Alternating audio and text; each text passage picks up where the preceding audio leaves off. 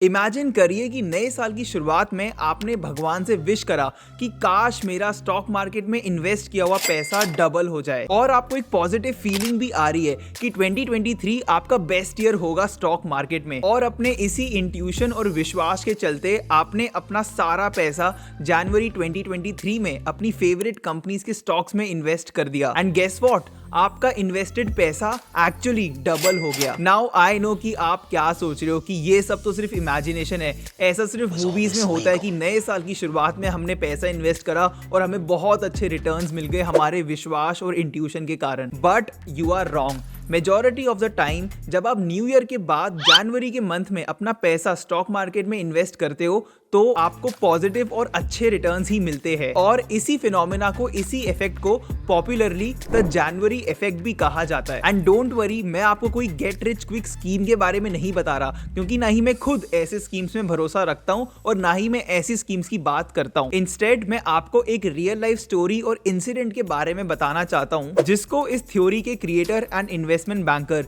Sydney B Wachtel ने काफी closely analyse करा और कंक्लूड करा कि the January effect is real. So क्या है जनवरी इफेक्ट, इसकी हिस्ट्री क्या है, आज तक कितनी बार जनवरी इफेक्ट ने आपको पॉजिटिव रिटर्न्स दिए और जनवरी इफेक्ट होता ही क्यों है at the first place. Let's find out in this video.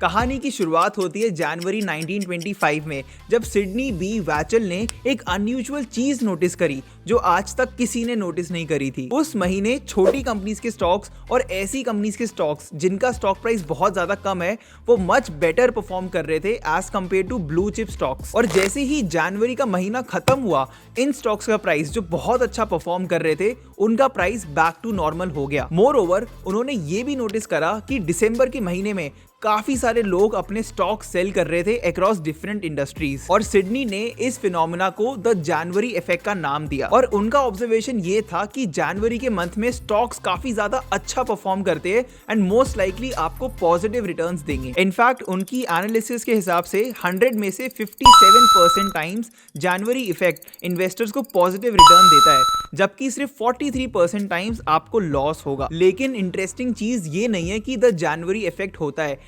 Interesting चीज ये है कि द जनवरी इफेक्ट होता ही क्यों है। क्या ये कोई इंटेंशनली करता है या फिर ये स्टॉक मार्केट में नेचुरली हर साल होता है? वेल, एक्सपर्ट्स के हिसाब से जनवरी इफेक्ट के दो मेन रीजंस है। पहला रीजन है clever tactics applied by mutual fund managers. एक म्यूचुअल फंड मैनेजर की रिस्पॉन्सिबिलिटी होती है कि वो अपने क्लाइंट्स को मैक्सिमम रिटर्न्स डिलीवर करे, और हायर रिटर्न्स देने का सिंपली मतलब है वैल्यूएबल स्टॉक्स में इन्वेस्ट करना। अब ऐसा तो है नहीं कि म्यूचुअल फंड मैनेजर्स हमेशा परफेक्टली सही स्टॉक्स पिक करते हैं और हमेशा अपने क्लाइंट्स को अच्छे रिटर्न्स देते हैं। ऑब्वियसली कभी कभी स्टॉक पिकिंग में गलती हो जाती है और क्लाइंट्स का पैसा अंडर परफॉर्मिंग स्टॉक्स में इन्वेस्ट होता है, जो कि क्लाइंट्स को लॉस देते हैं। लेकिन कहानी में ट्विस्ट तब आता है जब म्यूचुअल फंड मैनेजर्स को हर साल के एंड में अपने क्लाइंट्स को एक रिपोर्ट सबमिट करनी होती है कि उनके स्टॉक्स, उनका इन्वेस्टमेंट कैसा परफॉर्म कर रहा है। तो ऐसे केस में आपको क्या लगता है, क्या म्यूचुअल फंड मैनेजर्स अपने क्लाइंट्स को ऐसे स्टॉक्स दिखाना पसंद करेंगे जिनके कारण उनका पैसा लॉस में चला गया? काफी सारे म्यूचुअल फंड मैनेजर्स क्लाइंट को रिपोर्ट सबमिट करने से पहले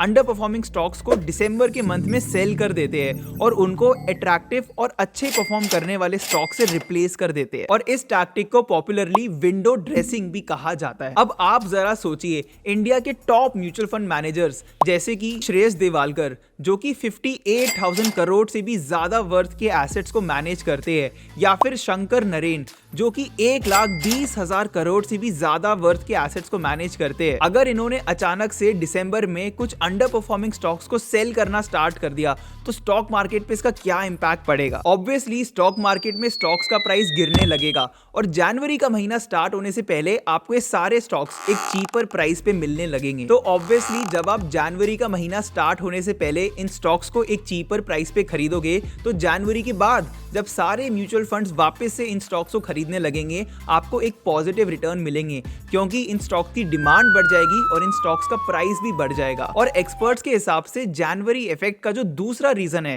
that has a lot to do with investor psychology. जनवरी का महीना स्टार्ट होने से पहले यूएसए में एक फेस्टिव सीजन होता है which starts from Christmas till New Year eve. और ये फेस्टिव सीजन हमारे जैसे लोगों के अंदर एक पॉजिटिव फीलिंग क्रिएट करता है।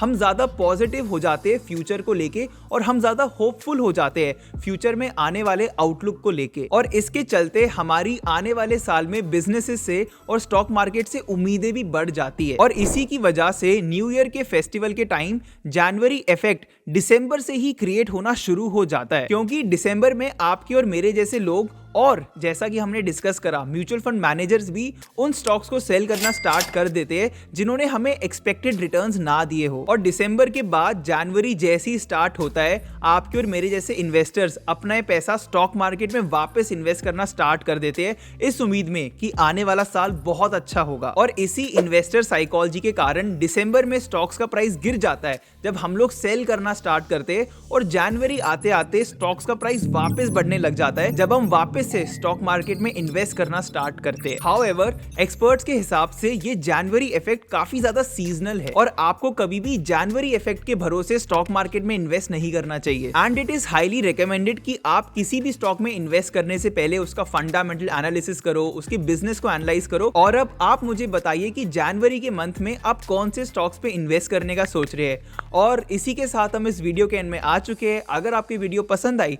तो इस वीडियो पे लाइक एंड फिजडम के चैनल को सब्सक्राइब करना बिल्कुल मत भूलना। Thank you.